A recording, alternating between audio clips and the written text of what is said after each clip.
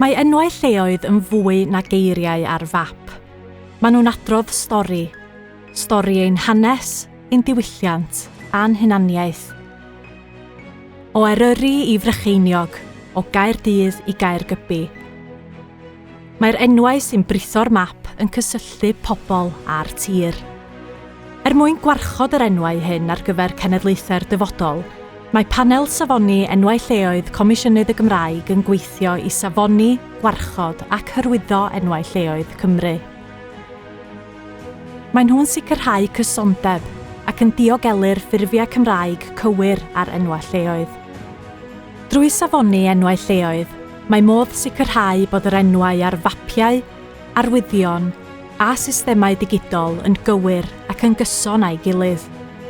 Mae Comisiynydd y Gymraeg yn cynnig cyngor arbenigol ar faterion yn ymwneud ag enwau lleoedd ac yn annog awdurdodau lleol, asiantaethau mapio a sefydliadau eraill i ddefnyddio'r enwau safonol.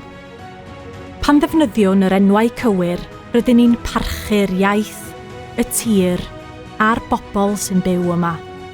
Rydyn ni'n gwarchod enwau ein trefi a'n pentrefi, ein mynyddoedd a'n traethau. Wrth ddefnyddio enwau lleoedd safonol Cymru, rydyn ni'n sicrhau bod ein stori yn parhau.